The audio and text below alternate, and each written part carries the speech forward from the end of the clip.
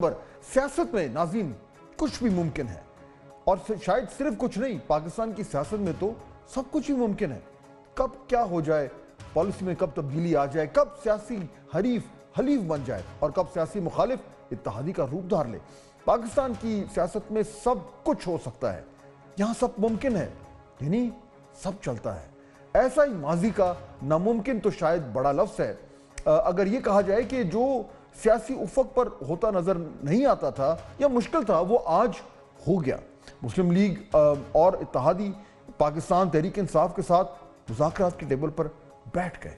नाज़रीन, आज long awaited मुज़ाकरात बाकायदा शुरू हो गए। हुकूमत और अपोजिशन के दरमियान मुज़ाकरात कौमी असम्बली के स्पीकर अयाज सादिक की ज़ेर सदारत हुए। हुकूमती कमेटी में नायब वज़ीर आज़म इसहाक डार, इरफान सिद्दीकी, राना सनाउल्लाह, नवीद कमर, राजा परवेज़ अशरफ और फारूक सत्तार शामिल थे। और मुज़ाकरात में अपोजिशन की कमेटी में असद कैसर, हामिद रजा और अलामा नासिर अब्बास ने शिरकत की। हुकूमत और अपोजिशन की मुज़ाकराती कमेटी ने मुज़ाकरात जारी रखने पर इत्तफाक किया और 2 जनवरी को आइंदा इजलास में अपोजिशन मुतालबात की फहरिस्त पेश करेगी। इजलास के बाद सेनेटर इरफान सिद्दीकी ने पहली मीटिंग का मुश्तरका एलामिया पढ़कर सुनाया। अगली मीटिंग में अपोजिशन कमेटी तहरीरी तौर पर अपने मुतालबात और शराइत कार पेश करेगी ताकि उस दस्तावेज की रोशनी में बातचीत को आगे बढ़ाया जा सके। स्पीकर अयाज सादिक ने भी मोहतात अंदाज में बताया कि हुकूमत और अपोजिशन की बातचीत का बाकायदा आगाज कर दिया गया है।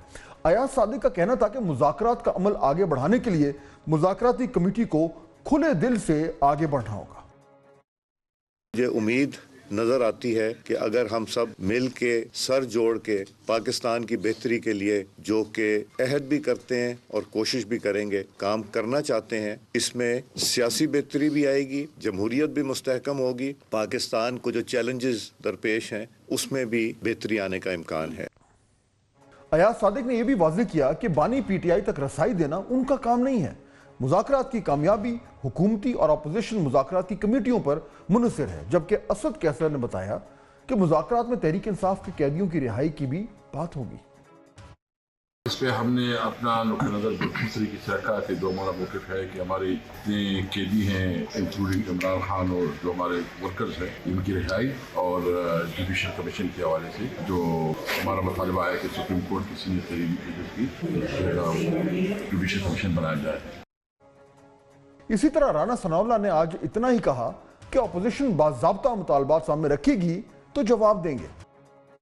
मामला ये है कि विद ओपन हार्ट वो भी बैठे हैं, हम भी बैठे हैं। हर इशू के ऊपर कोई यहाँ पे कंडीशन नहीं है कि ये बात हो सकती, ये नहीं हो सकती। जो बात वो करना चाहें वो बात करें, उसके ऊपर जो हमारा मौक़िफ़ होगा वो सामने रखेंगे। चेयरमैन सुन्नी इत्तेहाद काउंसिल साहबजादा हामिद रजा कहते हैं कि हुकूमत के पास तमाम इख्तियारात हैं, वो उनके मुतालबात पूरे करें।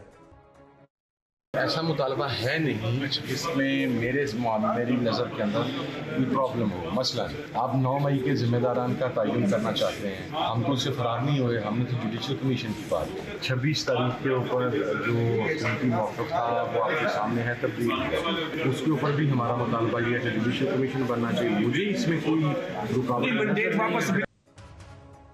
नाज़रीन, इजलास के अंदरूनी कहानी पर नजर दौड़ाएं तो पीटीआई ने अपने बानी की रिहाई समेत तमाम मुतालबात हुकूमती कमेटी के सामने रख दिए, जिन पर हुकूमत ने किसी किस्म के रद्द-ए-अमल का फिलहाल जो है वो इजहार नहीं किया। और कहा यह जा रहा है कि यह भी फैसला हुआ है कि पब्लिक में आकर और मामलात जो हैं वो उस तरीके से डिस्क्लोज नहीं किए जाएंगे कि क्या एग्जैक्टली बात हुई। हुकूमत ने अपोजिशन को आइंदा इजलास में तहरीरी मुतालबात पेश करने का कहा, जिसको तहरीक इंसाफ ने मान लिया। पीटीआई ने पीटीआई का मिलिट्री कोर्ट में मुमकिन ट्रायल जो है उस पर भी सख्त मौक़िफ़ अपनाया और मुतालबा ये किया कि हुकूमत बानी पीटीआई का मिलिट्री ट्रायल जो है वो ना करे, उसको होने से रोके। 9 मई और 26 नवंबर की गिरफ्तारी पर पीटीआई के कारकुनान को रिहा किया जाए, ये भी उनका मुतालबा था। लेकिन बानी पीटीआई की रिहाई का मुतालबा एजेंडे में शामिल होगा या नहीं, इस पर जो हतमी फैसला है वो कहा जा रहा है कि आइंदा इजलास में होगा। नाज़रीन, आज दोनों तरफ से अच्छी अच्छी बातें की गई, इसलिए हम भी उम्मीद करते हैं कि मुज़ाकरात का नतीजा अच्छा ही निकले। लेकिन पिछले 1-1.5 साल में जो कुछ हुआ उसको भी जहन में रखना चाहिए। इस अरसे में तमाम स्टेक होल्डर्स ने जो मुल्क के साथ किया वो एक दुख भरी कहानी है। गलती पर गलती, गलती पर गलती, और फिर ऊपर से हट धर्मी और इंतहा की। इलेक्शन, आइन, अदलिया, मीडिया, कौन है जो इफेक्ट नहीं हुआ? इस सियासी जंग ने मुल्क को न सिर्फ कमजोर किया बल्कि सारी दुनिया में हमारे इमेज को शदीद नुकसान पहुंचाया है। आज अगर कोई समझता है कि हमारे हालात बेहतर हो रहे हैं तो ये शायद उसकी भूल है। चुनांचे उंगली तमाम स्टेक होल्डर्स पर ही उठती है। पहले बात करते हैं पाकिस्तान तहरीक इंसाफ की और उसकी तवातुर से जो गलतियां उसने की हैं। पहले नंबर 1 जो है, मकबूलियत के बावजूद तहरीक इंसाफ जो है वो किसी भी तरह वो कबूलियत हासिल ना कर सकी जो पाकिस्तान के सियासी निज़ाम में ज़रूरी है। नंबर 2, पंजाब और खैबर पख्तूनख्वा की हुकूमत तोड़ने के बावजूद जो है वो वक्त पर इलेक्शन ना करवा सकी पाकिस्तान तहरीक इंसाफ। नंबर 3, एहतजाज इतना किया कि हद ही कर दी। 9 मई जैसे वाक़यात जो है वो गले पड़ गए। नंबर 4, इस्टेब्लिशमेंट के करीब समझे जाने वाली जमात उसके बहुत ही दूर हो गई। शायद इतना कि अब वापसी की राह तो अगर ख़त्म नहीं हुई तो बहुत ही मुश्किल लग रही है। नंबर 5, इलेक्शन में कमज़ोर सियासी मुखालिफ मुस्लिम लीग नून को इक़्तिदार मिल गया और तहरीक इंसाफ मुंह देखती रह गई। फॉर्म 47 का रोना भी उस तरीके से फ़िलहाल तो काम नहीं आया। नंबर 6, हुकूमत ने 26वीं आईनी तरमीम पास कर ली, तहरीक इंसाफ यहाँ भी कुछ ना कर सकी। हुकूमत ने अपना जो पूरा अदालती निज़ाम है उसी को बदल दिया, वहाँ भी PTI कुछ ज़्यादा नहीं कर सकी। नंबर 7, सैकड़ों केसेस बनवा लिए, यहाँ तक कि बानी चर्मी की रिहाई के लिए भी कोई हरबा काम ना आया। नंबर 8, मुसलसल एहतजाजी तहरीकों में नाकाम रही, एक भी लॉन्ग मार्च या धरना कामयाब ना हो। नाज़रीन, जैसा कि मैंने कहा कि वोट बैंक PTI का है और वो उसके पास मौजूद है, बल्कि शायद ये कहना गलत ना हो कि वो बढ़ गया है, लेकिन मामला जो है वो उस तरीके से PTI जो है वो गेन नहीं कर पाई। अब देखते हैं कि हुकूमत के हिस्से में क्या आया। यहाँ तक तो ठीक है कि धांधली के इल्ज़ामात के बावजूद भी हुकूमत आज मुस्लिम लीग नून ही की है, इक़्तिदार उन्हीं के पास है। फॉर्म 47 की जितनी भी बात की गई हकीकत में हुकूमत मुस्लिम लीग नून ही ने बनाई, लेकिन खोया क्या? नंबर 1, पंजाब की सबसे मकबूल जमात समझे जाने वाली पार्टी अपना वोट बैंक जो है वो बहुत हद तक कम करवा चुकी है, बल्कि ये कहना गलत नहीं होगा कि वो श्रिंक हो गया है पंजाब में। नंबर 2, हुकूमत तहरीक इंसाफ के बयानिए का कोई तोड़ ना दे सकी, ना तो मेन स्ट्रीम मीडिया पर ना डिजिटल प्लेटफॉर्म्स पर। हुकूमत शायद हमेशा बैकफुट पर ही नजर आई, हर मामले पर सफाइयां ही देती रही। नंबर 3, इस्टेब्लिशमेंट की सपोर्ट के बावजूद हुकूमत आज 10 माह बाद PTI से मुज़ाकरात करने पर मजबूर हो गई, तहरीक इंसाफ को सियासत से माइनस ना कर सकी।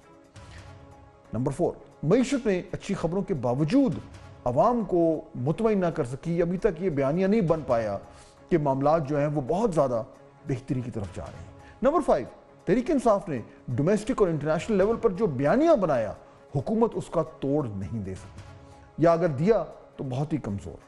Number 6, and this is very important, illegitimacy का दाग जो है उसको नहीं धो पाई।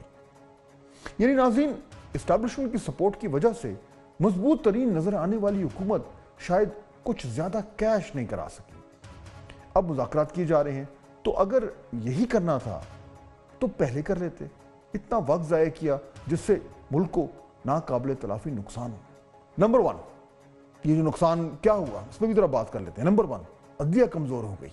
सुप्रीम कोर्ट का जो पूरा निज़ाम है वो यानी मुकम्मल तौर पर बदल दिया गया, चेंज हो गया। नंबर 2, आज़ादी इज़हार राय पर पाबंदियां लगी। नंबर 3, इंटरनेशनल लेवल पर मुल्क के मुस्बत इमेज पर खराशियां आई। क्या यह हुकूमत का काम ना था कि वो बर वक्त फैसला कर लेती? अब जरा देखिए कि एस्टैब्लिशमेंट ने क्या खोया और क्या पाया। ये अपनी जगह दुरुस्त है कि तहरीक इंसाफ की मकबूलियत के बावजूद भी रियासत ने अपनी रिट जो है वो कायम रखी है, मुल्क की मफाद पर किसी और चीज़ को गालिब ना आने दिया। लेकिन सवाल तो बनता है कि नंबर 1, मुल्क की एक मकबूल सियासी जमात से लड़ाई का फ़ायदा क्या हुआ? क्या मामलात इस नहज पर पहुंचे से पहले ही संभाल लेना बेहतर ना होता? नंबर 2, हुकूमत को हर मुमकिन सपोर्ट फराहम की, लेकिन हुआ क्या? क्या हुकूमत तहरीक इंसाफ को ग्राउंड से ख़त्म कर सकी? नंबर 3, कौमी सलामती के नाम पर इंटरनेट स्लो हुआ, एक्स को बंद कर दिया गया। ये सब करने से भी तहरीक इंसाफ का बयानिया क्या रुक गया? الٹا اظہار پر اور رائے پر جو ہے وہ سوال اٹھنے شروع ہو گئے اور میڈیا کی کریڈیبلٹی جو ہے وہ بڑی ہی شدید طریقے سے افیکٹ ہوئی۔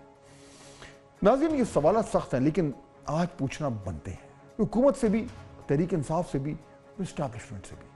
ایسا نہیں ہو سکتا کہ ملک کی سیاسی الاؤ جو ہے وہ ابال تک جو ہے وہ بھڑکتا رہے اور بعد میں ایک دم سب کچھ درست ہو جائے۔